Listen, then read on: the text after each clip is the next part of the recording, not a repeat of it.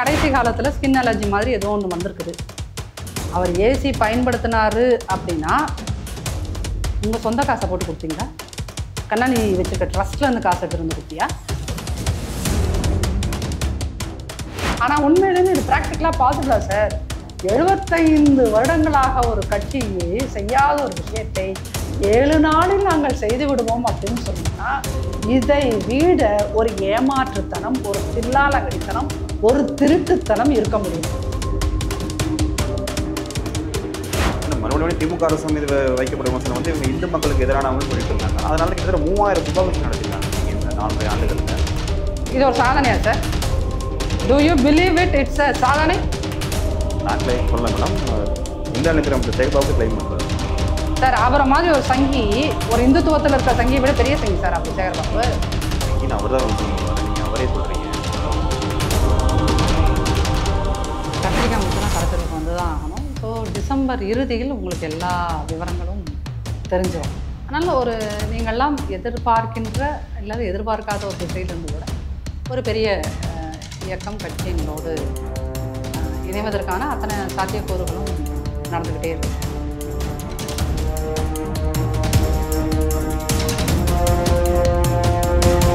ரகரம் voice நேயர்களுக்கு வணக்கம். இன்று நம்முடன் சமகால அரசியல் பேச இருப்பவர் அதிமுக ஐடிவியை சேர்ந்த நாச்சியார் சுகந்தி அவர்கள். வணக்கம் மேம். வணக்கம்.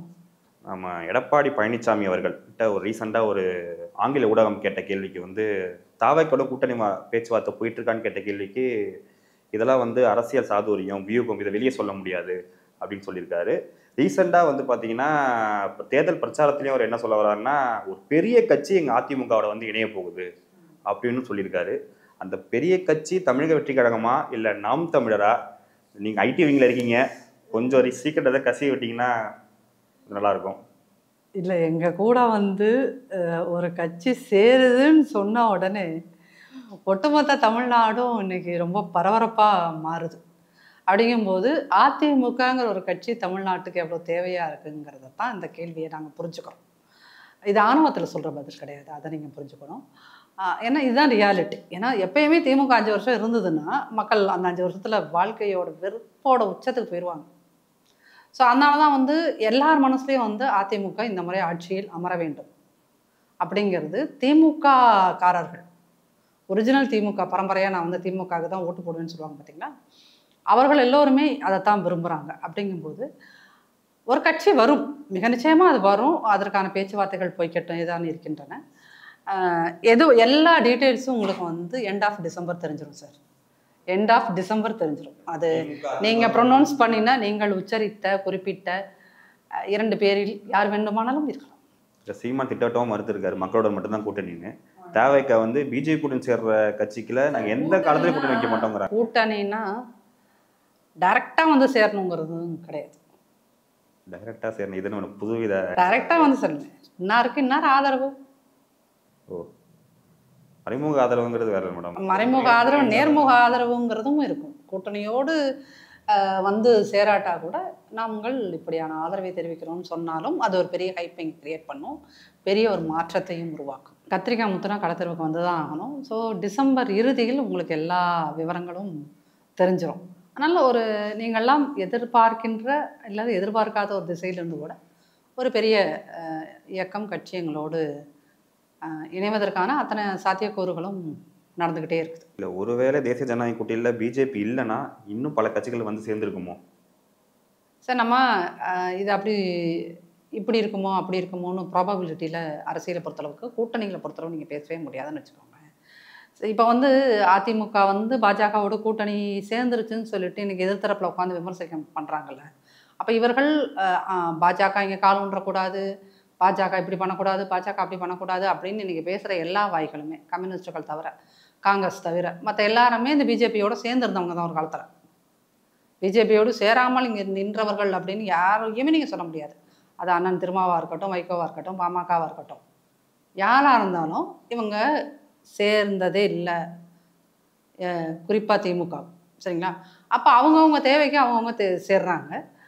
சேர்ந்துட்டு மந்திரி சபையிலையும் இருக்கின்ற எல்லா சுகங்களையும் அனுபவிச்சுட்டு இன்றைக்கி பாஜக உள்ள வந்துரும்னு நீங்கள் பேசுகிற, திமுக பேசுகின்ற அல்லது திமுகவுக்கு கூட இருந்துட்டு பேசுகிறவங்க யாரையுமே அவங்க கன்சிடர் பண்ணலை. ரெண்டாவது ஒரு விஷயம் நீங்கள் புரிஞ்சுக்கணும், கம்யூனிஸ்டுகள் தமிழ்நாட்டில் பாஜகவை எதிர்த்து தீவிரமாக களமாடி இருந்தால், இன்னைக்கு இல்லை, பாஜக 25 வருஷமாக இங்கே வர்றதுக்கான வேலைகளை பார்த்துட்டு இருக்கு இல்லையா? அப்போ 25 வருஷமாக இடதுசாரிகள் இந்த மண்ணில், தமிழ் மண்ணில் மிகப்பெரிய அளவுக்கு நீங்கள் வேலைகள் பார்த்திருந்தால், மிகப்பெரிய அளவுக்கு ஒரு புரிதலை மக்களிடத்திலே நீங்கள் உருவாக்கி இருந்தால், இன்னைக்கு பாஜக இங்கே காலூன்றி இருக்குமா? அப்போ நீங்கள் ஒரு எலெக்ஷன் வரும்போது பார்த்தீங்களா அதிமுக சேர்ந்து விட்டது, பார்த்தீங்களா அதிமுக சேர்ந்து விட்டது அப்படின்னா, சேராமல் இருப்பதற்கு நீங்கள் எந்த வகையில் கை கொடுத்து உதவினீர்கள்? அந்த கேள்வி வருதா இல்லையா? சேராமல் இருக்கணும்னா நீ என்ன செஞ்ச என் கூட வந்து? திமுக கூட்டணியிலே இருக்காங்கன்னு சொல்ல வரீங்க. நீங்கள் திமுக கூட்டணியிலேயே இருக்கிறதுங்கிறத விட திமுக கூட்டணியில நீ அடிமாட்ட வேலைக்கு போய் உட்காந்துருக்கே. அந்த இதெல்லாம் அந்த இவர் ரஜினி பாசனம் மாதிரி அடிமாடா போணுச்சதடி கண்மணி கண்மணின்னு பாடுற மாதிரியான ஒரு சூழல்ல தான் நீ திமுக கூட இருக்கின்ற அத்தனை கட்சிகளுமே இருக்கின்றன. அப்போ நீங்க வந்து ஒரு கேள்வியை நீங்கள் எழுப்புகின்றீர்கள், ஒரு விமர்சனத்தை நீங்கள் வைக்கிறீர்கள் என்றால், எந்த கட்சியா இருந்தாலும் அந்த கேள்வியை எழுப்புவதற்கான தார்மீக உரிமை உங்களிடம் இருக்கிறதா? பொது நியாயம் உங்களிடம் இருக்கிறதா? அதிமுக பாஜகவோடு சேர்ந்துச்சு, சேராமல் இருப்பதற்கு நீ என்ன கை கொடுத்து உதவினாய்? இந்த கேள்வி ஒவ்வொரு கம்யூனிஸ்டும் நீங்க கேட்டு பாருங்க, உங்க முன்னாடியே விசிகக்காரங்க கேட்டு பாருங்க. அவர்கள் தான் மதவாத சக்திகளுக்கு எதிராக தான் நிற்போங்கிறாங்களே. என்னது மதவாத சக்திகளுக்கு எதிராக தான் நான் நிற்போம், அதுக்கேற்ற கூட்டணியில தான் நாங்கள் வலுவா இருப்போங்கிறாங்க. சார், நீங்க தமிழ்நாட்டில் மதவாதத்தை பாஜகவை விட திமுக தான் அதிக அளவு எடுத்து வருகிறது. திருப்பரங்குன்றத்தில் எப்படி சண்டை வந்துச்சு? திருப்பரங்குன்றத்தில் எப்படி சண்டை வந்தது? அது ஏன் இவ்வளவு பெரிய பிரச்சனையானது? பாஜக ஃபர்ஸ்ட் அந்த பிரச்சனையை கிளப்பினானா, திமுகவோட அரசு அதிகாரிகள் அந்த பிரச்சனையை கிளப்பினார்களா? அந்த ஹிஸ்டரி எடுத்து பாருங்க. முதலில் கம்ப்ளைண்ட் கொடுத்தது யாரு? அதை ஒட்டி தானே இங்க திமுக அந்த பிரச்சனை கிளப்பி விட்ட பிறகுதான் பாஜகக்காரர்கள், இந்துத்துவ கட்சிகள் அங்க போய் போராட்டம் பண்றாங்க இல்லையா? அப்போ உங்களுக்கு இவ்வளவு பெரிய கூட்டம் கூடுன்றத வந்து உங்க உளவுத்துறை கண்காணிக்காம, அதை கணிக்காமல் என்ன செய்து கொண்டிருந்தது? அப்போ உங்களால போலீஸையும் வந்து நிர்வகிக்க தெரியல. இந்த பக்கம் இந்துத்துவ சக்திகள் வளருவதற்கு நீங்க தான் உதவு பண்றாங்க. அமைதியா இருக்க தமிழ்நாட்டில் கொண்டு வந்தா நீ எதுக்கு சார் முருகனுக்கு மாநாடு நடத்துற? யார் சொல்றீங்க? பிஜேபி சொல்றீங்களா? முருகனுக்கு நான் ஃபர்ஸ்ட் முதல் விதை போட்டது யாரு? இல்ல, அது இந்த அறநிலைத்துறை சார்பு நடத்தப்பட்ட மாநாடு சார். ஒரு கவர்மெண்ட் அதை நடத்தலாமா? கவர்மெண்ட் நடத்தலாமா? இந்திய அரசியல் அமைப்பு சட்டம் என்ன சொல்கிறது? இந்திய அரசியல் அமைப்பு சட்டம் உங்கள்கிட்ட என்ன சொல்லுது? மத சார்பின்மை முதல் பக்கத்தில் இருக்குதா இல்லையா? அங்க எம்பி பதவி ஏற்கும் போது எல்லாரும் அரசியலமைப்பு சட்டத்தை புத்தகத்தை வச்சுக்கிட்டு இப்படி இப்படி நீட்டி பதவி ஏத்தீங்களா இல்லையா?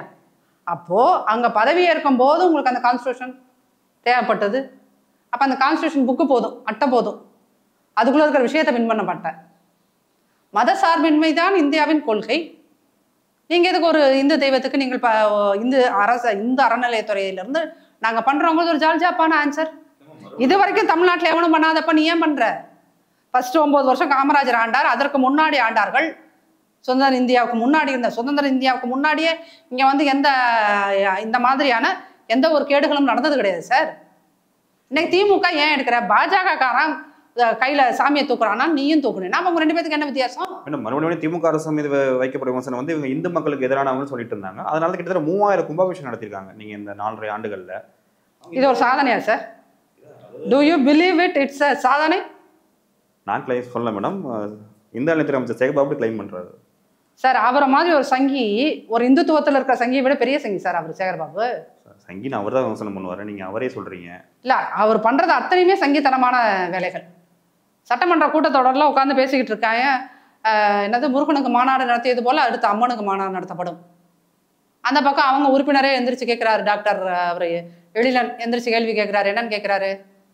மூட நம்பிக்கைகளை ஒழிக்க நீங்க ஏதாவது பண்ணுவீங்களான்னு.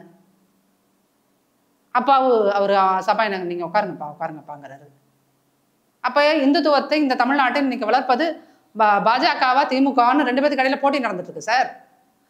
திமுக பாஜகவை விட மோசமான ஒரு இந்துத்துவ கட்சியாக மாறிக்கொண்டிருக்கிறது. அதான் ரியாலிட்டி. அதே நம்ம யாருமே பேசுறதுக்கு பயப்படுறோம். இப்படி பேசுனா இப்படி எங்களை மாதிரி யாராவது 4 பேர் உட்காந்து யூடியூப்ல பேசுறோம்னா கேஸ் போடுவீங்க. ஆனா ரியாலிட்டி அதுதானே. திமுக பாஜகவை விட மிகப்பெரிய இந்துத்துவம் என்பதை சொல்லோட இந்துத்துவத்தை ஒரு கமாடிட்டி ஆக்கி கொண்டிருக்கின்றது உங்களுடைய திமுக. இந்த நலத்துறை இருக்கிற ஃபண்ட்ஸ்லாம் மேடம் காலேஜுக்கும் யூஸ் பண்ணுறாங்க, அதையும் கண்டித்து பேசுகிறாரு எடப்பாடி பழனிசாமி. சார் அந்த பேச்சை ஃபஸ்ட்டு வந்து அந்த திமுக கட்சியோட சார்பு சேனல் ஒன்று திரித்து வெளியிடுகிறது. அதுக்கு அடுத்த நாள் அதே அதற்கான பதிலை எங்கள் தலைவர் சொல்கிறார், எங்கள் பொதுச் செயலாளர் அதற்கான பதிலை சொல்கிறார். நான் ஏன் இந்த விஷயத்த சொன்னேன், இந்து சமய அறநிலையத்துறையிலேருந்து நீ காசு எடுத்து செலவு பண்ணேன்னா நாளைக்கு கல்லூரிகளை விரிவாக்கம் செய்ய வேண்டி வரும். புதிய புதிய படிப்புகள் நாளொன்றும் பொழுதொன்றுமாக வந்து கொண்டே இருக்கின்றது. அந்த புதிய படிப்புகளுக்கான பெர்மிஷன் வாங்கணும், அதுக்கான லேப்ஸ் கட்டணும், அதுக்கான கட்டட விரிவாக்கங்கள் பண்ணணும். அன்னைக்கு இப்போ முருகன் கோயிலேருந்து அந்த நிதியை நீங்கள் எடுத்திருந்தீங்கன்னா அன்னைக்கு அவன்கிட்ட நிதி இல்லைன்னா, அந்த கோயிலில் நிதி இல்லைன்னா நீ எப்படி இந்த விரிவாக்கம் பண்ணுவேன்? நான் பேசியது மாணவர் நலனுக்கு அப்படின்னு அவர் திரும்ப சொன்னதுக்கப்புறம் இன்னைக்கு நீங்கள் அந்த டிவி வந்து செட் பண்ணிவிட்டு அந்த நெரேட்டிவ் தவிடுபொடி ஆயிடுச்சு. அப்போது அவர் பயணம் கிளம்பி ஆரம்பித்த உடனே உங்கள் வயிற்றுல, திமுக காரங்க வயிற்றுல புளியை கரைச்சிருச்சு, பயம் வந்துருச்சு, அசிடிட்டி ப்ராப்ளம் வந்துருச்சு. வந்தோன்னா ஐயோ அம்மா ஐயோ அம்மான்னு ஃபஸ்ட்டு அந்த பிரச்சனையை கிளப்பி விட்டாங்க. கோயில் நிதியை இப்படி செய்து விட்டாராம், இப்படி கோயில் நிதியிலிருந்து கல்லூரி கட்டக்கூடாது என்று எடப்பாடி அவர்கள் சொல்லிவிட்டாராம். 2 நாள் அலர்னீங்க, சோசியல் மீடியா அலர்ச்சு. என்ன கர்மம் நடந்துச்சு? அவர் பதில் சொன்னோன்னா எல்லாரும் வாயை மூடிக்கிட்டே இல்லையா கப்பிச்சுப்புன்னு. அப்போ என்னன்னா உங்களுக்கு உங்கள் பாஷையிலே பதில் சொல்ல அவர் கற்றுக்கிட்டாரு. இப்போ திமுக பண்ணுகின்ற அந்த அராஜகங்களுக்கு, தில்லாலங்கடிக்கு உங்களுக்கு என்ன பாஷை புரியுமோ அந்த பாஷையில் அவர் பதில் சொல்ல ஆரம்பித்து விட்டார். இப்போ ஒன்றும் பண்ண முடியல. உடனே நீ என்ன பண்ணுறீங்க, ஓரணியில் தமிழ்நாடு ஒரு ட்ராமா, இந்த பக்கம் உங்களுடன் ஸ்டாலின் 10,000 முகாம்கள் நடக்குது, 2வது ட்ராமா. ஏன்னா 1 கோடி உறுப்பினர் சேர்த்துட்டாங்க, அடுத்து 2.5 கோடி உறுப்பினர்கள் அடுத்த 30 நாள் டார்கெட் கொடுத்துருக்காங்க மேடம் மாவட்ட செயலாளர். மேடம் சிரிக்கிறதுக்கு இல்லை மேடம், அவங்க கிட்டத்தட்ட 3.5 கோடி பேர் கிளைம் பண்ண போறாங்க, அடுத்த 30 நாள் சேர்த்துருவாங்க போல இருக்கு. இது சொல்லும் போது உங்களுக்கு காமெடியா வருதா இல்லையா? இல்ல மேடம் சார், நான் வந்து ஒரு அதிமுக காரரா இல்ல, ஒரு பத்திரிகையாளரா, ஒரு இந்த அரசியலை உற்று கவனிக்கின்ற ஒரு சாதாரண மனுஷிய இந்த விஷயத்தை நான் அணுகுகிறேன். சரிங்களா சார்? நம்ம இத்தனை வருஷம் இந்த கட்சி தொடங்கி 70 வருஷத்துக்கு மேல ஆயிடுச்சு. 75 வருடத்துக்கு 70 வருஷமா வந்து சேர்க்க முடியாத உறுப்பினர்களை, எத்தனை வருஷமா?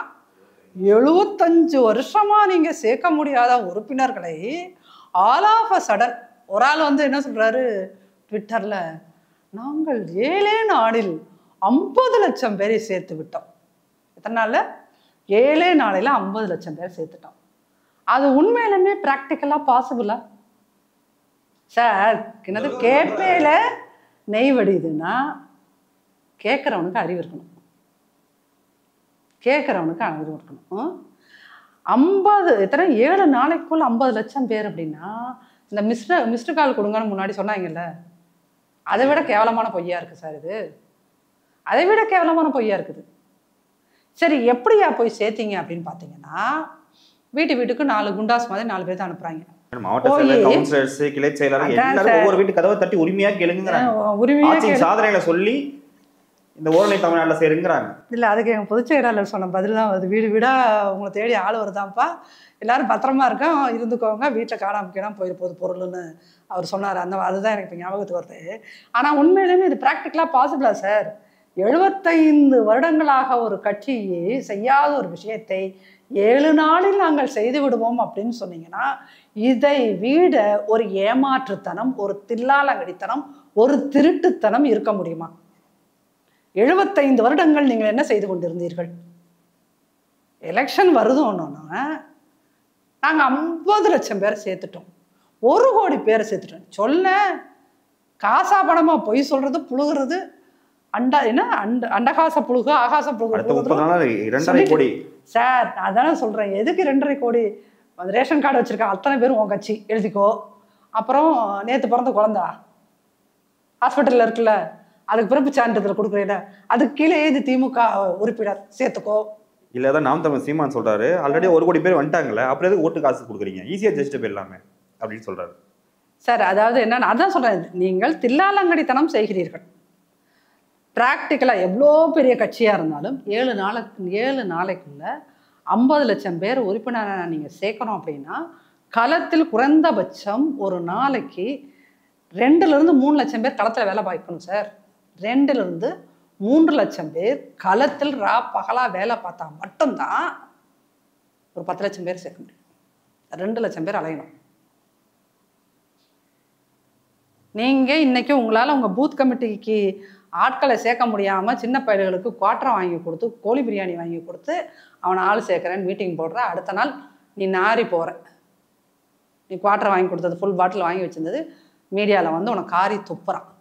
உன்னால் பூத் கமிட்டிக்கே இத்தனை வருஷம் கட்சி 25 வருஷம் கட்சி பூத் கமிட்டிக்கே உனக்கு ஒவ்வொரு இதுக்கு பூத்துக்கும் 9 பேர்த்த சேர்க்கறதுக்கே உனக்கு துப்பு இல்லை.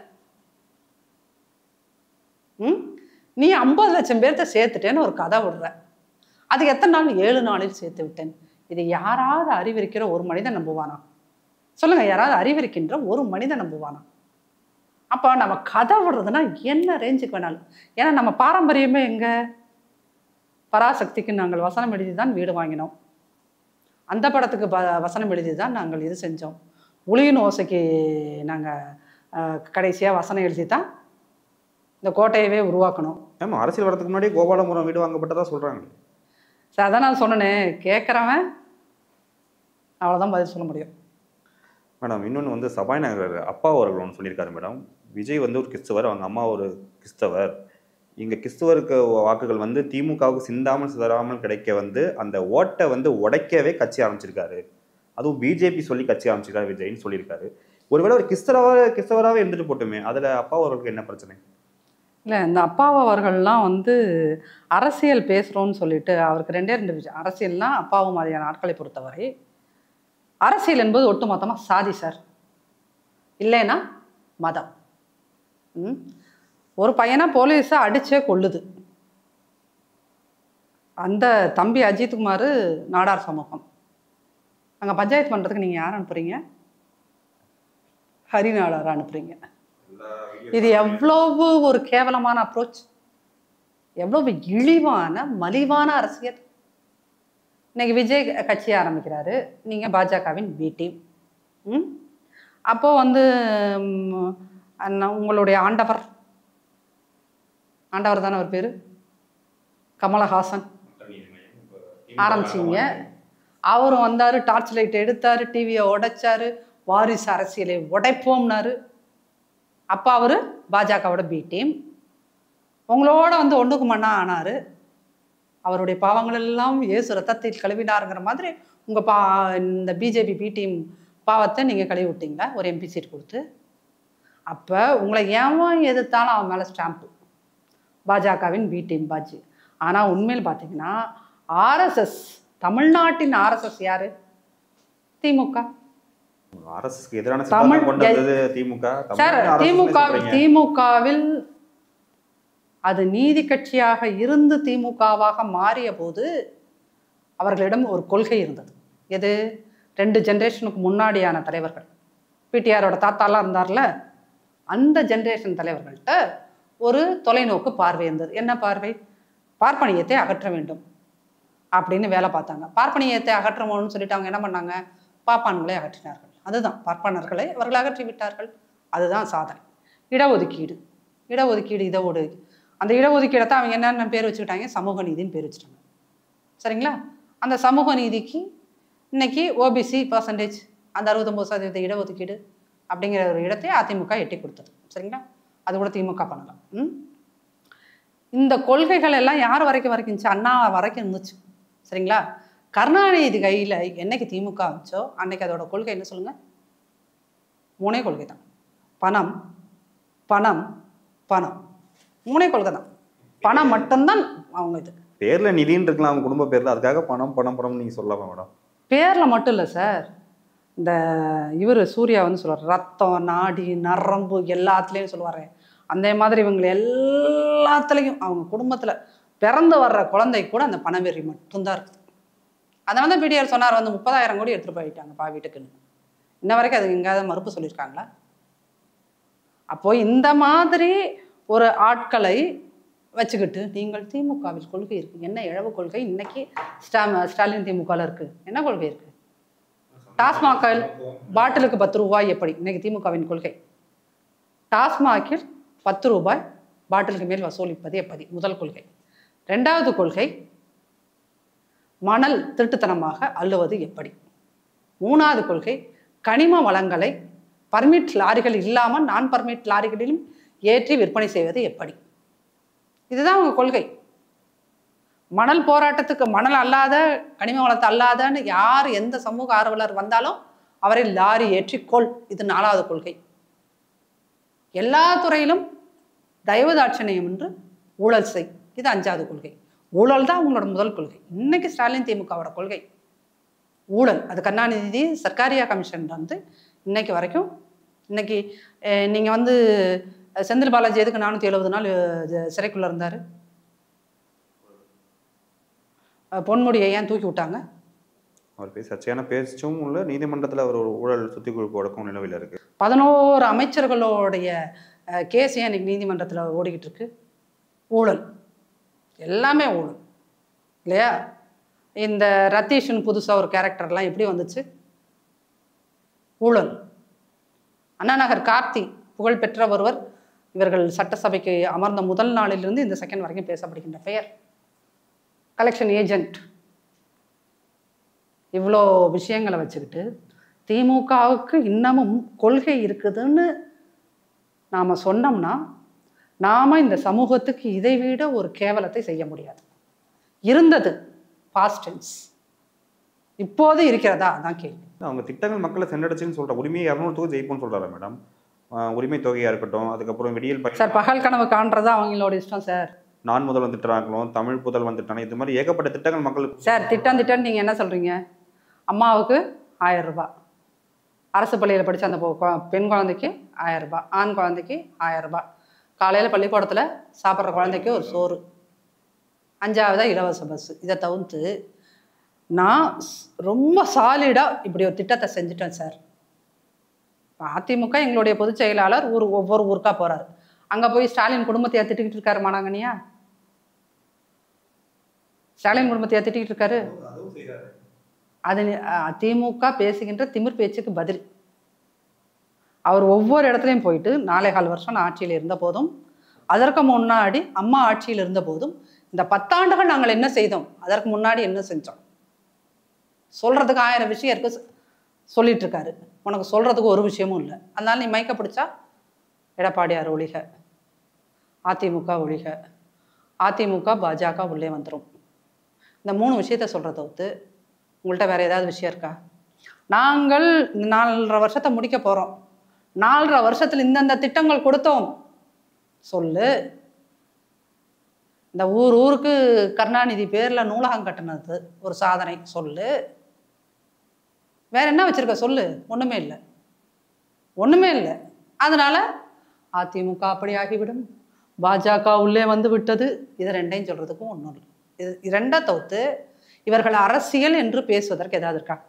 இன்ன வரைக்கும் இவருடைய துணை முதல்வர் ஒரு மீட்டிங்னு எந்த ஊரில் போனாலும் சரி, எந்த ஸ்டேஜ் ஏறினாலும் சரி, ஸ்டாண்டர்டாக ஒரு 3 டைலாக் வச்சுருப்பார் சார். அதிமுக பாஜக கூட்டணி சேர்ந்து விட்டது, இந்த கூட்டணியை நம்ம முறியடிக்க வேண்டும். இதை தவிர்த்து என்னுடைய விளையாட்டுத் துறையில் நான் இந்தந்த சாதனைகளை செய்தேன் சொல்ல முடியுமா? அது காரி துப்புனாங்க மக்கள், அது உங்களுக்கு தெரியுமா? காரி துப்புனாங்க. இன்ன வரைக்கும் அந்த கார் ரேஸ் என்னன்னு சொல்றாங்க? தமிழ்நாட்டோட டெவலப்மெண்ட்டுக்கு நடத்ததுன்னு சொன்னாங்களா, ஒரு நடிகைக்காக நடத்தப்பட்டதுன்னு சொல்றாங்களா? அது வந்து ஆதாரபூர்வம் இல்லாம கருத்துக்கள் மேடம். ஆதாரம் இருக்கோ ஆதாரம் இல்லையோ அப்படியான ஒரு சர்ச்சை கிளம்புவது உண்மையா இல்லையா? கிளம்புச்சா இல்லையா? அப்போ உங்களுடைய தரம் என்பது இவ்வளவுதான், உங்க தரங்கிறது இவ்வளவுதான் இருக்குதுன்றதான் மக்களும் புரிஞ்சு வச்சிருக்காங்க. அப்ப நீங்க எல்லாத்துக்குமே ஆதாரம் வேண்டும் ஆதாரம் வேண்டும் அப்படின்னா அப்ப ஆதாரத்தை இதெல்லாம் தேடி துருவி அதிமுக ஆட்சிக்கு வரும் இல்லை, அப்ப உங்களுக்கு கொடுக்கும். சமீபத்தில் வந்து மயிலாடுதுறை மதுவிலக்கு டிஎஸ்பி சுந்தரேசன் என்பவரோட வந்து ஒரு ப்ரெஸ் மீட் வந்து பெரிய வைரலாக இருக்கு மேடம். அதில் அவர் என்ன சொல்ல வர்றாருன்னா, இது மாதிரி என்னை பணி செய்ய விடாமல் தடுக்கிறாங்க, நேர்மையாக பணி செய்ய விடாமல், முக்கியமாக அதை வந்து அழுத்தம் திருத்தமாக சொல்கிறாரு. சில அதிகாரிகள் பண்ணுற தப்பால் இந்த அரசுக்கு களங்கம் விளைவிக்குது.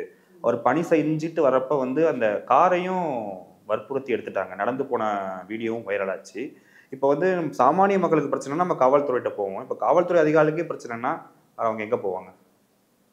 இதெல்லாம் என்ன காட்டுது அப்படின்னு சொன்னீங்கன்னா, ஸ்டாலின் ஒரு உள்துறை அமைச்சராக இருக்கின்ற காரணத்தினால், போலீஸ் துறை அமைச்சராக இருக்கின்ற காரணத்தினாலேயே காவல்துறையோட இதயம் கெட்டு போய்விட்டது. அதுதான் இங்கே வந்து இன்னைய தேதிக்கு காவல்துறையில் இருக்கின்ற பிரச்சனைகளை காது கொடுத்து கேட்கறதுக்கு கூட ஸ்டாலின் அவர்கள் தயாராக இல்லை காவல்துறையை ஸ்டாலின் நிர்வகிக்கல, வேற யாரோ நிர்வகிக்கிறாங்க. இதுதான் உண்மை. மினிஸ்டர், ஆமாம் சார், பேப்பரில் இருந்தால் மினிஸ்டரா சார்? யார் அந்த துறை சம்பந்தமான நிர்வாக ரீதியான முடிவுகளை எடுக்கிறார்கள்? அது முக்கியம் இல்லையா? அது ஸ்டாலின் ஐயா எடுக்கிறார் அப்படின்னா இன்னைக்கு ஸ்டாலின் ஐயா தான் காவல்துறையோட நிர்வாக முடிவுகளை எடுக்கிறார். அதோட கண்ட்ரோல் அவர் கையில் தான் இருக்குன்னா நீங்கள் தமிழ்நாட்டில் எவ்வளவு கஞ்சா பிரச்சனைகள் வரக்கூடாது சார், போதைப் பொருட்கள் பிரச்சனை வரக்கூடாது, கள்ளச்சாராய பிரச்சனைகள் வரக்கூடாது, பெண்கள் பாதுகாப்பு. 10 வயசு குழந்தை ரோட்டில் தனியாக நடந்து போக முடியல, அந்த பொண்ணை ரேப் பண்ணவன் யாருன்னு கண்டுபிடிக்க முடியல இன்ன வரைக்கும். அப்போது இவ்வளோ தூரம் காவல்துறை அதோட ஒட்டுமொத்த ஆன்மாவும் அழிஞ்சு போய் கிடக்குதுன்னா அதனுடைய தலைவர் சரியாக இல்லை. தலைவர் யார்? ஸ்டாலின் ஐயா. சரிங்களா?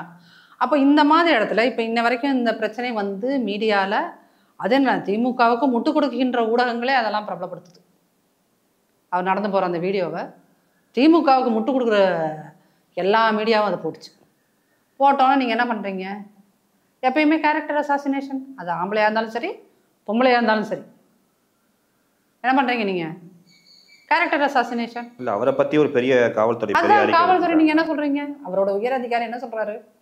அவர் அந்த துறையில் அந்த ஊரில் பொறுப்பில் இருக்கும்போது, பெரும்பாக்கத்தில் எங்கேயோ பொறுப்பில் இருக்கும்போது, இப்படியான துறைப்பாக்கத்தில் இருக்கும்போது இப்படி ஊழல் பண்ணினார். 40,000 ஊழல்ங்கிறாரு. அப்புறம் வந்து டாஸ்மாக் மேனேஜர் 3,000 வந்து மந்த்லி ஒரு பொண்ணு வந்து கம்ப்ளைண்ட் கொடுக்க வந்த பொண்ணை வந்து கம்ப்ளைண்ட் வாங்காம அந்த பொண்ணு சொல்றாருங்க. டாக்குமெண்ட்ஸ் ஒழுங்கா மெயின்டைன் பண்ணல. பள்ளியூர் காவல் நிலையத்துல வந்து ஒரு கிரைம் இருந்தவருக்கு வந்து பணம் வாங்கிட்டு பாஸ்போர்ட் கொடுத்தா இஷ்யூ பண்ணிருக்காங்க. அப்போ வந்து இது கேட்கணும்னா ரொம்ப அசிங்கமா கேட்க வேண்டியிருக்கும். அவர் இவ்வளோ ஊழல் பண்ணியிருக்காரு, இவ்வளோ விஷயங்களா பண்ணியிருக்காருன்னா என்ன வெங்காயத்துக்கு அவர் டிஎஸ்பியா வச்சிருந்த வீட்டுக்கு துரத்தி விட்டுருக்க வேண்டியதானே? ஏன் துரத்தி விட்டுருக்க வேண்டியதானப்பா? ஏன்ப்பா பல்ல உடைச்ச பல்வீர் சிங்குக்கு பதவி கொடுக்குறீங்க? உங்களுக்கு யார் யார் சப்போர்ட்டிவாக இருக்காங்களோ அவங்க எல்லாத்துக்கும் பதவி கொடுக்குறீங்க, உயர் பொறுப்பு கொடுக்குறீங்க. அப்போது இவர் இந்த இவ்வளோ விஷயங்களை பண்ணியிருக்க. எவ்வளவு? 40,000 இன்னைக்கு தேதிக்கு ஒரு காசா சார்? ஏதாவது அதை நம்ம பொய் சொல்கிறோம், கட்டுக்காத சொல்கிறோன்னா 40,000. டாஸ்மாகில் 3,000 ரூபா. எவ்வளவு? 3,000 ரூபா சார். அவருக்கு கீழே இருக்கிற கான்ஸ்டபிளே அவ்வளோ பைசா வாங்க மாட்டார் சார். 3,000. இந்த கேஸில் 2005, 2006, 2008 பழைய கேஸ்லாம் இப்போ தேடி கண்டுபிடிச்சு சொல்லியிருக்காங்க போலீஸ் டிபார்ட்மெண்ட். இல்லை, நீங்கள் வந்து என்னன்னா இது என்ன மாதிரியான ஒரு மனநிலை? இந்த அரசாங்கத்தை யார் எதிர்த்தாலும் 2 விஷயம் பண்ணுது திமுக. ஒன்று, அவங்கள கொலை பண்ணிடுறது. சார் நீங்கள் கனிம வளத்தை கடத்துறான் சார், சொல்கிறியா? போட்டுத்தள்ளு. நாங்கள் அதை பற்றி கண்டுக்கவே மாட்டோம். கருணாநிதியோட காவல் அதிகாரியாக இருந்தவர், நான் ஒரு இஸ்லாமியர், இங்கே இந்த மாதிரி எங்களுடைய பிரச்சனை ஒன்று இருக்குது அப்படின்னு அது பேசுகிறார். நிலம் இங்கே வக்குஃப் வாரிய இடத்த நீங்கள் ஆக்கிரமிக்கிறாங்க, அதை மீட்டு கொடுக்கணும், அது சொன்னதுனால என் உயிரை கொல்ல போகிறாங்கன்னு வீடியோ போடுறாங்க. அதையே இந்த அரசாங்கம் செய்யவில்லை, பார்க்கல, கொல்றாங்க. இன்ன வரைக்கும் ஒன்றும் இல்லை. அப்போது இங்கே இந்த அரசாங்கத்தை விமர்சிக்கின்றவர்களை ஒன்று கொல்றோம், இல்லை கேரக்டர் அசாசினேஷன். சார் நீங்கள் யோசித்து பாருங்கள், இதே இடத்தில் அங்கே ஒரு பெண்மணி இருந்து சொல்கிறாருன்னு வச்சுக்கோங்க. அந்த டிஎஸ்பி ஒரு பெண்ணாக இருந்தால் இந்த நேரத்துக்கு அவரை வந்து நீங்கள் அவருடைய நடத்தையை கேவலப்படுத்தி, இப்போ இவர் மேலே 5-6 குற்றச்சாட்டு சொல்கிற மாதிரி அந்த அம்மா நடத்தையை கேவலப்படுத்தி பயமுடிப்பீங்க. இதுதான் திமுகவோட கேவலமான அப்ரோச். எவ்வளோ கேவலமாக இருக்குது. ஒரு சில அதிகாரிகள் என்ன நேர்மையாக செயல்பட முடியலங்கிறாரு சார். அதாவது எல்லா துறையிலையும் 50-50 இருப்பாங்க சார். ஊழல், லஞ்சம், மிஸ்யூஸ் பண்ணுறது அதிகாரத்தாங்கிறது ஒரு 50% அதிகாரிகளுக்கு தான் செய்வாங்க. நான் இந்த போஸ்ட்டுக்கு வந்ததே நான் நேர்மையாக தான் வந்தேன், நேர்மையாக இருக்கிறதுக்கு தான் வந்தேன், மக்கள்கிட்ட சேவை செய்யறதுக்காக தான் நான் வந்தேன் அப்படின்னு வாங்கின சம்பளத்தை மட்டும் வீட்டுக்கு கொண்டு வர அதிகாரிகளும் இருக்கிறாங்க. அந்த மாதிரி தான் இப்போ சுந்தரேசன் சார்லான்னு நினைக்கிறேன். அப்போ அந்த மாதிரியான அதிகாரிகளுக்கு ஒரு அரசாங்கம் கொடுக்கின்ற மன உளைச்சலை பாருங்கள். இது என்னன்னா அப்படியே அவரை நேக் பண்ணி அவரை வந்து அப்படியே அந்த டெட்டுக்கு கொண்டு போய் அவரை வந்து ஒரு தற்கொலை முடிவை நோக்கி நகர்த்துறது தான் இவங்களோட நோக்கம். இல்லை இப்போ வந்து ஒரே டயத்தில் சஸ்பென்ஷனும் கொடுத்துருக்காங்க, ட்ரான்ஸ்ஃபரும் கொடுத்துருக்காங்கம்மா. இதை வந்து பாஜக முன்னாள் மாநில தலைவர் அண்ணாமலை அவர்கள் கண்டித்து பேசியிருக்காங்க. ஒரே டயத்தில் எப்படி 2 இஷ்யூ பண்ண முடியும்? இல்லை, அதுதான் வந்து என்னன்னா, அதுதான் சொன்னேன், நிர்வாகம் பண்ண தெரியாதவர்கிட்ட நீங்கள் அந்த போலீஸ் மினிஸ்ட்ரியை கொடுத்து வச்சுருக்கீங்க. இப்போ ஒரு வேளை இப்படி ஒரு பிரச்சனை போகுது, இந்த பிரச்சனை எல்லா ஊடகத்துலேயும் வந்துருச்சு, எல்லாரும் பார்த்துக்கிட்டு இருக்காங்க. அப்படிங்கும்போது எந்த அறிவு இருக்கிறனாவது அட் அ டேர்மில் வந்து சஸ்பென்ஷன், அட் அ டேர்மில் டிரான்ஸ்ஃபர், எந்த அறிவு இருக்கின்ற ஒரு அந்த போலீஸ் துறையில் இருக்கின்ற ஒரு இடைமட்டத்தில் இருக்கிற ஒரு அதிகாரி அப்படி ஒரு முடிவு எடுப்பாரா சொல்லுங்க? இப்போ அந்த முடிவு வந்ததுக்கப்புறம் யாராவது நம்ம அதை மாற்றிருக்கோமா? அதிகாரிகள் யாராவது மாற்றிருக்காங்களா? இல்லை. அப்போ இதுல இருந்து என்ன தெரியுது? காவல்துறை ஒட்டுமொத்தமாக ஒரு தவறான அமைச்சரால் நிர்வகிக்கப்படுவதால் தான் இன்னைக்கு காவல்துறை இவ்வளவு மோசமாக இருக்கின்றது. இன்னைக்கு கஞ்சா தமிழ்நாடு முழுக்க பரவி இருக்கிறது என்றால் அதற்கு காவல்துறையும் அந்த காவல்துறையை நிர்வகிக்கின்ற ஸ்டாலின் அவர்களும் காரணம். பெண்களுக்கு யாருக்குமே, அது 80 வயசு பாட்டிக்கும் பாதுகாப்பு இல்லை, 8 வயசு குழந்தைக்கும் பாதுகாப்பு இல்லைன்னா அதற்கு மிக முக்கிய காரணம் இந்த காவல்துறையை நிர்வகிக்கின்ற ஸ்டாலின், அவர் கீழ் இருக்கின்ற அத்துணை அதிகாரிகள். அப்ப இந்த பிரச்சனைகளை யார் பேசினாலும் நான் கேரக்டர் அசாசினேட் பண்ணுகின்ற இப்படியான ஒரு திமுக அரசாங்கம் வேண்டுமா அப்படிங்கிறத காவல்துறை அதிகாரிகள் முதல் முடிவானும். ஆமா, அவர் வந்து சாத்தான்குளம் விஷயம் சொல்றாரு. இதே மாதிரி தான் சாத்தான்குளத்தில் ஒர்க் பண்ண ஆஃபீஸருக்கும் follow the instruction high level கமாண்ட்ஸ்ன்னு சொல்லி அந்த அதிகாரிகளோட வாழ்க்கையும் கெடுத்துட்டாங்க அப்படின்னு சொல்றாரு. அவர் உங்க ஆட்சி காலத்தில் நடந்ததையும் சொல்றாரு, இப்பயும் அதே கண்டினியூ ஆகிட்டு இருக்கு அப்படின்னு சொல்றாரு.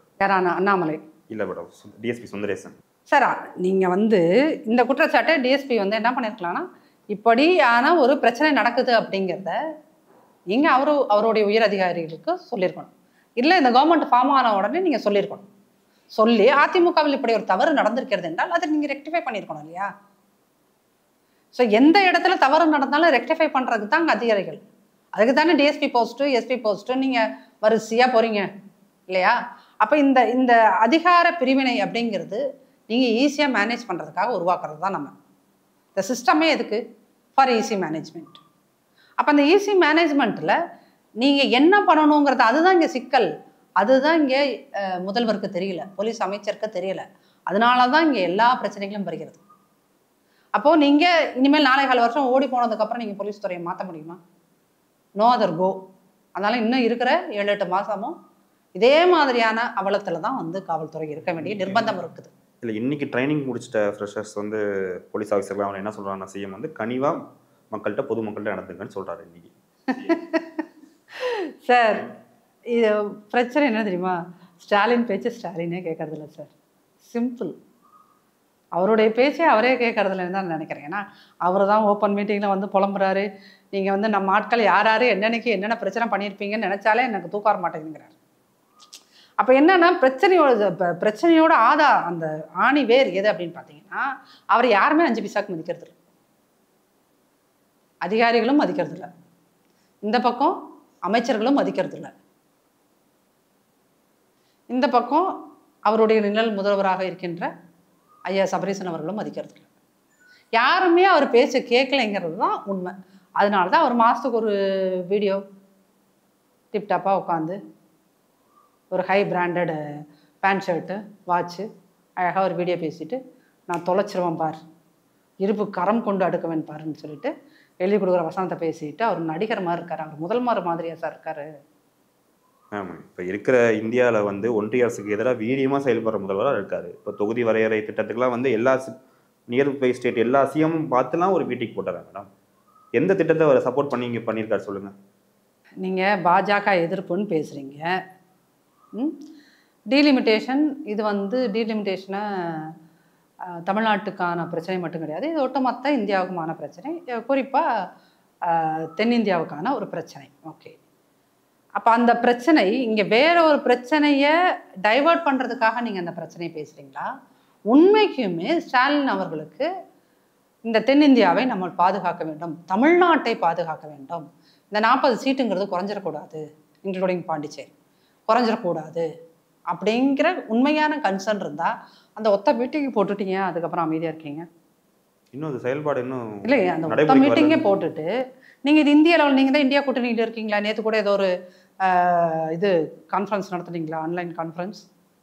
ஏன் அதில் இது பேசு பொருளாகல?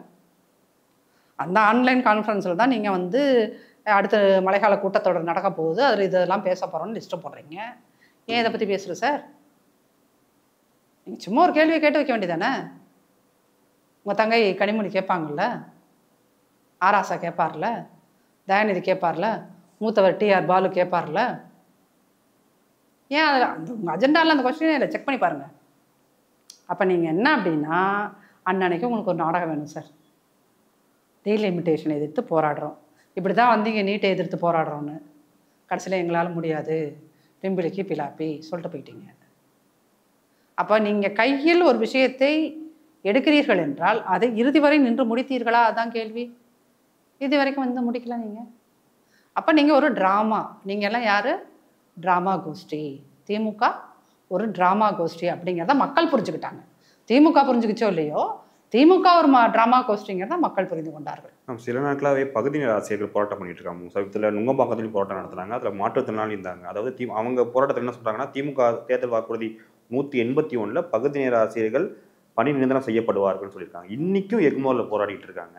இந்த பகுதி நேர ஆசிரியர்களை வந்து பணி நிரந்தரம் செய்வதில் அப்படி என்ன பிரச்சனை மேடம்? ஏன்னா 13 வருஷமா அவங்க போராடிட்டு இருக்காங்களா சார்? இது உண்மை. இது அதிமுக ஆட்சி காலத்தில், அதிமுக ஆட்சி காலத்தில் போராடிய போது அப்போ அவங்க போராடின இடத்துக்கே ஸ்டாலின் போனார். பழைய வீடியோலாம் எடுத்து பாருங்க. அங்கே போயிட்டு இந்த இடத்துக்கு எடப்பாடி பழனிசாமி வரலையே மேடம்? சார் அதாவது திமுக பண்ணுற மாதிரியான சீப் பாலிடிக்ஸ் பண்ணுறதுக்கு அதிமுக ஆள் கிடையாது, அதை புரிஞ்சுக்கோங்க சரிங்களா? அவங்க வந்து பண்ணி இடத்தையோ திங்கும், பஸ் அதெல்லாம் திங்காது. அதுதான் இங்கே பேசிக். அப்போ நீங்கள் அங்கே போகிறீங்க, இவங்க போய் நீங்கள் தான் போய் ஒவ்வொருத்தரையா அரசு ஊழியர்கள் போராட்டம் நடத்துகிறாங்க, அங்கே போகிறீங்க, நாங்கள் பழைய ஓய்வூதிய திட்டத்தை தருவோம் வாக்குறுதி கொடுத்துட்டு வந்துடுறீங்க.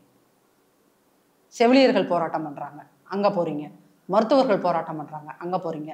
கார்ப்பரேஷன் ஊழியர்கள் போராட்டம் பண்ணுறாங்க, அங்கே போகிறீங்க. எங்கே யார் போக்குவரத்து ஊழியர்கள் போராட்டம் பண்ணுறாங்க, எல்லாம் வரிசையாக போனீங்க. இந்த போராட்டத்துக்கு போய் எதிர்க்கட்சி தலைவராக நான் இதை செய்து விடேன்னு அதை செய்து விடேன்னு சொன்னீங்க.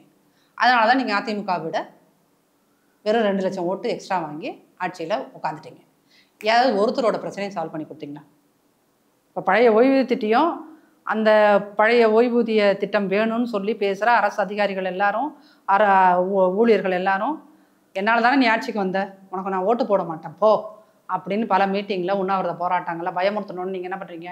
ஒரு நபர் கமிஷன். எந்த பிரச்சனையும் ஜவ்வாட்டை இழுக்கணும்னா ஒரு நபர் கமிஷன் போட்டு முடிச்சிட்டிங்க. அந்த குழு உங்களை இனிமேல் அந்த ஒரு நபர் கமிஷன் உங்களை ஆராயும். எப்போ ஆட்சி முடிய போகுது? இதுதான் நீங்கள் எல்லாத்துக்கும் பண்ணுறீங்க. நீங்கள் உண்மையிலுமே இந்த அரசாங்கத்துக்கு கவர்னன்ஸ்னு என்னன்னு தெரிஞ்சதுன்னா, ஐயா நீ 5 லட்சம் கோடி கடன் வாங்கியிருக்க, நீ போட்ட ஒவ்வொரு வரி உயர்வினாலும், கரண்ட்டுக்கு போட்டதாக இருக்கட்டும், நிலவரினாக இருக்கட்டும், பத்திரப்பதிவாக இருக்கட்டும், கேவலம் குப்பைக்கு போட்ட வரியாக இருக்கட்டும், இதெல்லாம் சேர்த்து கிட்டத்தட்ட 1.25 லட்சம் கோடி அரசாங்கத்தோட வருமானம் வருஷம் வருஷம் ஏறுதுக்கு. ஓகே, அதிமுக அரசாங்கத்தை விட நீ உன்னோட வருமானம் எவ்வளோ ஏறி இருக்கு வருஷத்துக்கு? ஆண்டு வருவாய் 1.25 லட்சம். இந்த பக்கம் 5 லட்சம் கோடி கடன் வாங்கி வச்சிருக்க. அப்போ நீ இந்த திட்டத்தில் ஏன் செயல்படுத்தலை? இன்னைக்கு ஒட்டுமொத்த கஜானாவையும் காலி பண்ணி வச்சிருக்கனால தான் இந்த திட்டம் செயல்படுத்த முடியல, அந்த திட்டம் செயல்படுத்த எதையுமே பண்ண முடியலங்கிற. அப்போ இவ்வளோ கோடிகளை, இவ்வளோ லட்சம் கோடிகளை வாங்கி நீங்கள் என்ன செய்தீர்கள்? எத்தனை வேலை வாய்ப்புகளை நீங்கள் அரசாங்கத்தில் உருவாக்கினீர்கள்? எத்தனை வேலை வாய்ப்புகளை தனியார் துறையில் உருவாக்கினீர்கள்? ஏதாவது டேட்டா இருக்கா? இதுக்கு பதில் சொல்றதுக்கு அங்கே அறிவு இருக்கின்ற ஒரு மினிஸ்டர் இருக்காரா? அறிவு இருக்கின்ற ஒரு மினிஸ்டர் இருக்காரா? கேட்டா என்ன கதை சொல்வீங்க?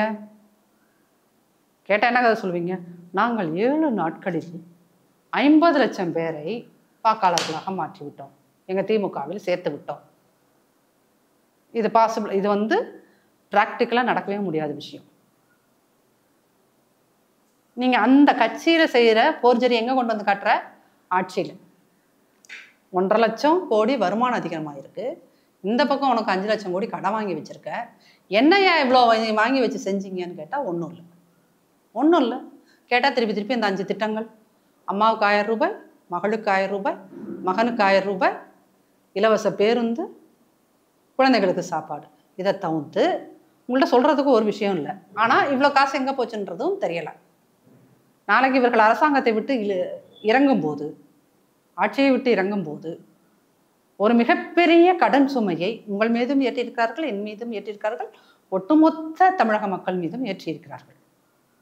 நாளைக்கு அதிமுக ஆட்சிக்கு வருகின்ற போது அரசாங்கத்தை எடுத்து நடத்துவதே மிகப்பெரிய சவாலாக இருக்கும். அது தெரியுமா உங்களுக்கு?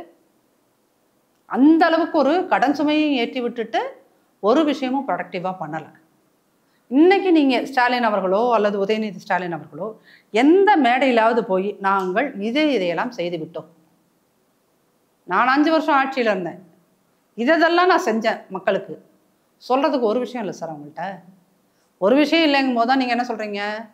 டீலிமிட்டேஷன்றீங்க ஒரு பக்கம், இன்னொரு பக்கம் இங்கிட்ட வந்துட்டு அதிமுக இப்படி ஆகிவிடும், அதிமுக அப்படி ஆகிவிடும் கிளி ஜோசியை சொல்லிட்டு இருக்கீங்க. அப்போ இங்கே அமைச்சராக இருக்கிறவர் என்ன பண்ணுறாரு, துணை முதல்வராக இருக்கிறவர் என்ன பண்ணுறாரு, முதல்வராக இருக்கிறவங்க என்ன பண்ணுறாங்க? கிளி ஜோசியம் சொல்லி கொண்டிருக்கிறார்கள், இல்லாட்டா கணினி ஜோசியம் சொல்லி கொண்டிருக்கிறார்கள். இந்த கணினி ஜோசியம் சொல்லுகிறவர்களை தான் நீங்கள் ஆட்சியில் அமர்த்துவோம்னு சொல்லி அமர்த்தினீங்க. அதற்கான பலனை இப்போது அனுபவித்துக் கொண்டிருக்கிறீர்கள். கரண்ட்டு பில்லு 5000 ரூபா, 8000 ரூபாய், அவங்க வீட்டு வாடகை 4000 ரூபாய் சார். கரண்ட் பில் இந்த ஜூலை மாதம் 4000 ரூபாய் வீட்டில் வாடகைக்கு இருக்கிறவங்க 8000 ரூபாய் கரண்ட் பில் கட்டுறான்னா அவங்களுடைய மனநிலைமை என்ன ஆகும்? இது வெறும் அதிமுக காரங்க மட்டும் பாதிக்கப்படுறதா, இல்லை வெறும் காங்கிரஸ் மட்டும் பாதிக்கப்படும்? ஒட்டுமொத்த தமிழ்நாடு தானே பாதிக்கப்படுது. அப்போ இதையெல்லாம் மக்கள் எங்கே கொண்டு போய் காட்டுவாங்க? அந்த ஒற்றை விரலில் உட்காந்து அந்த பொத்தான அழுத்தம் போத்தான். அப்போ நீங்கள் எப்போதுமே திமுக ஆட்சியில் உட்கார்கின்ற போது அது கஜானாவை காலி பண்ணிட்டு தான் போகும், நிர்வாகத்தை ஒட்டுமொத்தமாக குலைத்து விட்டு போகும். அதை தான் இந்த விடமும் செஞ்சு வச்சுருக்காங்க. மேம், ரீசெண்டாக வந்து திருச்சி சிவா சொன்னது வந்து பெரிய பேசும் பொருளாக இது வரைக்கும் விவாதத்தை உட்பட்டு இருக்கு. காமராஜ் அவர்கள் ஏசி பயன்படுத்தியதற்கு கருணாநிதி அவர்கள் நிறைய உதவி செஞ்சார்லாம் சொன்னார். இப்போ வந்து திமுக கொள்கை பரப்பு செயலாளர் RS பாரதி அவர்கள் காமராஜருக்கு கல்லறை கட்டினதே நாங்கள் தான், திமுக யார் எதிர்த்தாலும் அடக்கம் பண்ணிட்டு தான் போவோன்னு ஒரு வீடியோ வந்து வைரல் ஆகிட்டு இருக்கு. ஏன் கர்மவீர காமராஜர் பற்றி ஏன் இவ்வளோ வன்மம் அவர் இறந்ததுக்கு அப்புறமும்? சார், கர்மவீர காமராஜர் அவர் வெறும் நம்ம வந்து அவரை ஒரு காங்கிரஸ் பர்சனாக மட்டும் பார்க்கறது கிடையாது, சரியா? அவர் எல்லாத்துக்கும் எல்லா விதத்திலும் எதையோ வந்து கொடுத்த ஒரு மனிதராக நம்ம பார்க்கிறோம், சரிங்களா? இன்னைக்கு தமிழ்நாடோட இந்த ஒட்டுமொத்த டெவலப்மெண்ட்டுக்கும், அது தொழில்துறையாக இருக்கலாம், நீர்ப்பாசனமாக இருக்கலாம், வேளாண்மையாக இருக்கலாம், கல்வியாக இருக்கலாம், இது எல்லாத்துலேயும் இந்த காமராஜருங்கிற பேர் இன்னைக்கு இல்லை, இன்னமும் 100 வருஷம் கழிச்சு இருக்கும். ஏன் அப்படி நீங்கள் கல்வியில் எடுத்தீங்கன்னா காமராஜர் 7% அவர் பதவி ஏற்கும்போது, பதவி இறங்கும் போது 37%. அப்போனா அவருக்கு என்ன ஒரு தீர்க்கமான பார்வை இருக்கு பாருங்க. அந்த பார்வை எப்படி வரும் ஒரு மனிதனுக்கு? அவர் 8ஆம் கிளாஸ் வரைக்கும் படித்தவர் சார். அவரை நீங்கள் படிக்காத மேதைன்னு ஒரு வேற கொடுத்துக்கிட்டு இருக்கீங்க. படித்த மனுஷன் சார், 8ஆம் கிளாஸ் வரைக்கும் படிச்சிருக்காரு. அப்போ 8ஆம் கிளாஸ் கிடையாது, 8th ஃபார்ம். 8ஆம் கிளாஸ் 8th ஃபார்ம் வரைக்கும் படித்த மனுஷனை உட்காந்துக்கிட்டு அவர் படிக்க தெரியாதவர், எழுத தெரியாதவர். படிக்க தெரியாமையா ரஷ்யா வரைக்கும் போனார்? படிக்க தெரியாமையா அவர் வந்து கிங் மேக்கர் ஆஃப் இந்தியான்னு சொன்னாங்க? National politics, Indian Congress national பாலிடிக்ஸை இங்கேருந்து கண்ட்ரோல் பண்ணிட்டு இருந்தார்.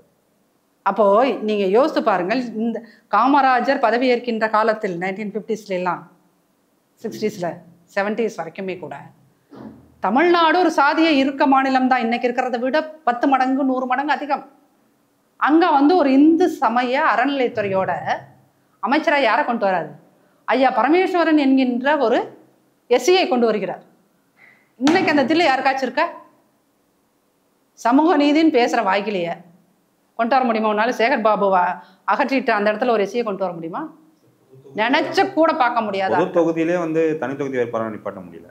ஆமாம், நீங்கள் ராஜாவை இங்கே ஆராசாவை இங்கேருந்து கொண்டு போய் நீலகிரியில் தள்ளி விடுற பெரம்பலூர்ல வந்து. அப்போது இவ்வளோ இது சாதனைன்னு மட்டும் சொல்ல முடியாது சார். நம்மளுடைய வாழ்க்கையவே டிரான்ஸ்ஃபார்ம் ஆக்கியிருக்காரு, ஒரு பெரிய டிரான்ஸ்ஃபர்மேஷன் கொண்டு வந்திருக்காரு. அதை புரிஞ்சுக்கணும் நம்ம. நீங்கள் காமராஜர் மேலே ஏன் இன்னைக்கு வந்து ஒவ்வொரு திமுக காரர்களுக்கும் இவ்வளோ ஒரு வெறுப்பு? அவர் காங்கிரஸ் தலைவராக மட்டும் பார்க்கப்படவில்லை, அவர் ஒட்டுமொத்த தமிழ் நாட்டுக்குமான தலைவர், பெருந்தலைவர். அப்போ அவரோட சாதனைகள் ஒவ்வொன்றையுமே இந்த சுகர் மினிஸ்டர், சுகர் ஃபேக்ட்ரிஸ் கொண்டு வந்ததில் ஒரு கதை சொல்லுவாங்க. எனக்கு முன்னாடி இந்த பத்திரிகையாளர்கள் சீனியர் சொல்லுவாங்க. என்ன அப்படின்னீங்கன்னா 9 சுகர் ஆலைகளே அவர் கட்டிட்டார். கட்டின போது அப்போ வந்து அந்த இதுக்கு வந்து ஒவ்வொருத்தருக்கும் ஒரு பர்சன்டேஜ் கொடுப்பாங்க சார். இவர் அந்த பர்சன்டேஜை வாங்க வேணான்ட்டார். அப்போது இவ்வளோ பைசா நான் உங்களுக்கு கொடுத்தாகணுமே அப்படின்னு கேட்குறாங்க. அப்போது அந்த பைசா என்ன பண்ணுறது, உங்களுக்கு நாங்கள் கொடுத்தாகணுமே. அப்போ அவர் கேட்குறாரு, இந்த பைசாவுக்கு இந்த பணத்துக்கு நீ இன்னொரு சுகர் ஆலை கட்டித்தர முடியுமான்னு கேட்குறாரு. அப்போ அந்த பைசாவுக்கு நீ இன்னொரு சுகர் ஆலை கட்டித்தர முடியுமான்னு கேட்குறாரு. இன்னைக்கு நீங்கள் அப்படி சிந்திக்க முடியுமா? ஏன் அவர் பெருந்தலைவன் சார்? என்னது எறும்பை சர்க்கரையை தின்றது, சர்க்கரை வச்சிருந்த சாக்கை கரையான் தின்னதுங்கின்ற ஒரு ஊழல் பெருச்சாரி வாழ்கின்ற நாட்டில் நீ 9 சுகர் மில்ஸ் கட்டினதுக்கோட ஒரு பெரிய பணம் இங்கே இருக்குது, கமிஷன். என்ன பண்ணுறதுன்னு கேட்டால், நீ 10வதாக எனக்கு ஒரு சுகர் ஆலையை கட்டி கொடுத்து போன்னு சொல்கிற ஒரு தலைவன், அவனை இந்த மண்ணு போட்டுருமா? கரையான் திணிச்சியா சாக்குன்னு சொல்கிறத இதை விஞ்ஞான ஊழல் சர்க்காரிய கமிஷன் சொல்லிட்டு போயிருக்கான். இவரை நாம் தலைவர் என்போமா? அப்போ அந்த காமராஜர் என்கின்ற உருவம் இங்கே ஒவ்வொரு திமுக காரங்களுக்கு அச்சுறுத்துது சார். சார் கருணாநிதிங்கிற ஒரு மனிதர் கடைசி வரைக்கும் மஞ்சள் துண்டை ஒரு செகண்ட் கூட கழட்டாம வாழ்ந்தார். இன்ன வரைக்கும் அதற்கான காரணங்கள் என்னன்னு யாருக்காவது தெரியுமா? நம்ம யாருக்குமே தெரியாது. ஆனா அவரை நம்ம என்னன்னு சொல்றோம்? பகுத்தறிவுவாதி. யாரு? எவனோ ஒரு ஜோசியக்காரன் சொன்னான்னு கடைசி வரைக்கும் அந்த மஞ்சள் சாலத்தை கழட்டவே இல்லை, ஒரு செகண்ட் கூட கழட்டல. அவரை நீங்கள் பகுத்தறிவுவாதி என்கிறீர்கள். இது புது கருத்தாளம் நம்ம இருக்கு. இதுக்கு வந்து பாமக ராமதாஸ் அந்த சால்வை அறிவிச்சதாகவும் சொல்லுவாங்க. அது எந்த வகையில் உண்மைன்னு தெரியல. ஆனால் நீங்கள் சொல்கிற கருத்து புதுசாக இருக்குது சார். நீங்கள் காரணம் இல்லாமல் இன்னைக்கு துர்கா அம்மா வந்து கோயிலாக போகிறாங்க. அவர் முதல்வராக இருந்தப்போ கோயிலாக போயிருக்காங்க, நமக்கு அன்றைக்கி தெரியல. சரியா? அப்போது இன்னைக்கு உதயநிதி பதவி ஏற்கிறார் அப்படின்னா திருவெண்காடுலேருந்து 9 கலசம் வரும் சார். தேதி அங்கே திருவெண்காடு இந்த அம்மாவோட ஊர், துர்கா அம்மாவோட ஊர். அங்கே உட்காந்து ஜோசியர் குடிச்சு கொடுக்குற தேதியில தான் இவங்க பதவி ஏற்கிறாங்க. அப்போ கருணாநிதி காலத்தில் இதுவும் நடந்திருக்காதுன்றதுக்கு என்ன இது? ஏன் அவர் கலெக்டர் சார்? நீங்கள் பகுத்தறிவு பேசினவர்கள் தானே, மூட நம்பிக்கைக்கு எதிராக பேசினவர்கள் தானே, ஏன் அந்த ஷாலை உங்களால் கழட்ட முடியல சார்? அதுக்கு இன்னைக்கு பதில் சொல்லுங்க. எந்த திமுக காரராவது, என் தலைவர், நீங்கள் எல்லாத்துக்கும் பூணூலாக இருக்கிறதுக்கு பற்றி பேசுனீங்க, எல்லாம் பேசுனீங்க, ஒத்துக்கிறோம். இன்னைக்கு தமிழ்நாட்டில் ஒரு 10 பேர் வந்து பகுத்தறிவு விவாதிகளாக சுற்றி கொண்டிருக்கிறார்கள். நீங்கள் தான் காரணம்னா அந்த கிரெடிட்டை எடுத்துக்கோ. பட் இன்ன வரைக்கும் உங்களால் சொல்ல முடியுமா கருணாநிதி ஏன் அந்த மஞ்சள் துண்டோடையே அலைந்தார்? இதே மாதிரி வேற கட்சியில யாராவது மஞ்சள் துண்டோடையே அழைச்சிருந்தா அவருக்கு பேர் இன்னைக்கு அவர் பேர் வந்து ஒரு ராஜான்னு வச்சுருக்கோங்க, மஞ்சள் துண்டு ராஜான்னு பேர் வச்சுருப்பாங்க. அதுக்கு முன்னாடி சாதி அடையாளத்தை கூட கொண்டு வந்திருப்பாங்க. நான் இப்போ வந்து மஞ்சள் துண்டு கருணாநிதினா எம்எல் கேஸ் போடுவீங்க. அப்போ இந்த மாதிரியான மூட நம்பிக்கைகளை எல்லாம் பின்பற்றின ஒருத்தரை நீங்கள் தலைவர்பீங்க. இந்தியாவின் தமிழ்நாட்டின் நவீன சிற்பின்லாம் நீங்களே பேர் வச்சுப்பீங்க. கூகுளில் தட்டி பாருங்க, ஃபாதர் ஆஃப் கரப்ஷன்னா யார் பேர் வருதுன்னு. அப்போ இந்த நபர்களுக்கெல்லாம் பெருந்தலைவர் காமராஜர் ஒரு அச்சுறுத்தல். அப்போ அவரோட பிம்பத்தை நாங்கள் உடைக்கணும். இல்லை, அவர் ஏசியே யூஸ் பண்ணியிருந்தாலும் ஏசியை யூஸ் பண்ணுறது என்ன சார்? அவருக்கு கடைசி காலத்தில் ஸ்கின் அலர்ஜி மாதிரி ஏதோ ஒன்று வந்திருக்குது. அவர் ஏசி பயன்படுத்தினாரு அப்படின்னா உங்கள் சொந்த காசை போட்டு கொடுத்தீங்களா? கருணாநிதி வச்சிருக்க ட்ரஸ்ட்ல இருந்து காசு எடுத்துகிட்டு வந்து கொடுத்தியா? அவர் வந்து அந்த வீட்டுக்கு, அந்த திருமலப்பிள்ளை ரோட்டில் இருக்கிற அந்த வீட்டுக்கு காங்கிரஸ் கட்சி அந்த ட்ரஸ்ட்டு அவனுக்கு இன்ட்ரெஸ்ட்டை கட்டிட்டு போகுது, வாடகை கட்டிட்டு போச்சு. உங்களுக்கு என்ன பிரச்சனை சார்? உங்களுக்கு என்ன பிரச்சனை? நான் பத்திரிகையாளராக இருந்த காலகட்டத்தில் இவர் இன்னைக்கு இறந்து போனாரே முத்து அவர்கள், அவருக்கு ஜெயலலிதா அம்மையார் பண உதவி செஞ்சார். அந்த அம்மா எந்த மேடையிலாவது நான் இப்படியான ஒரு உதவி செய்தேன் சொல்லி காட்டியிருக்காங்களா? நீங்கள் ஏசி போட்டிங்களா இல்லையான்னு யாருக்குமே தெரியாது. ஆனால் காமராஜர் வாழ்ந்த காலத்தில் சொல்ல வேண்டியதானே? இல்லை, முன்னாள் முதல்வர் கருணாநிதி பேசியிருக்காரு. கருணாநிதியை பேசிய வீடியோவும் அது எப்போ வந்திருக்குது? 1984 6 இல்லை, அப்போது காமராஜர் உயிரோடு இல்லாத காலத்தில் சார். ஒருத்தவங்க இறந்து போனதுக்கப்புறம் என்ன கட்டுவு கதை வேணா நீங்கள் அடிச்சு விடுங்க, காமராஜர் எந்த கேட்க போகிறாரா சரி, அந்த காமராஜர் வாழ்ந்த காலகட்டத்தில் நீங்கள் காமராஜரை எப்படி மதிப்புமிக்க தலைவராக நடத்தினீர்கள்? முரசொலியில் நீங்கள் தயவு செய்து இந்த முரசொலியில் அவங்க போட்ட அந்த ஃபோட்டோஸ் எல்லாத்தையுமே இன்சர்ட்டாக உள்ளே போடுங்க, மக்கள் தெரிந்து கொள்ளட்டும். காமராஜரை தமிழ்நாட்டில் the worst to the core insult பண்ணின ஒரே ஆள் கருணாநிதி சார். எருமை தோல்னு ஏதாவது மனசாட்சி இருக்க மனுஷன் சொல்லுவானா சார்? ஒரு மாபெரும் தலைவனை பார்த்து சொல்லுவாங்களா? கருணாநிதி அப்படி சொல்லியிருந்தான். அதான் நான் சொல்றேன், கருணாநிதியை நான் இப்போது மஞ்சள் துண்டு கருணாநிதினு சொன்னேன்னா நாளைக்கு என் மேலே கேஸ் போட மாட்டீங்களா? என் வீட்டுக்கு நீங்களே கொண்டு வந்து கஞ்சா வச்சுக்கிட்டு கஞ்சா கேஸில் என்னை பிடிச்சி உள்ளே பிடிச்சி போட மாட்டீங்களா?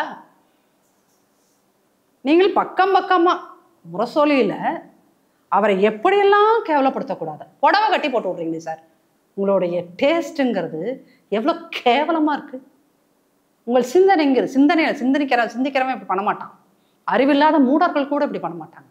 அப்போ நீ எவ்வளோ ஒரு குரூரி, எவ்வளோ ஒரு குரூரம். வெறும் வன்மம் மட்டும் கிடையாது, வன்மமும் குரூரமும் கலந்த ஒரு மனிதனால் தான் இப்படி இன்னொருத்தவனை இன்சல்ட் பண்ண முடியும்.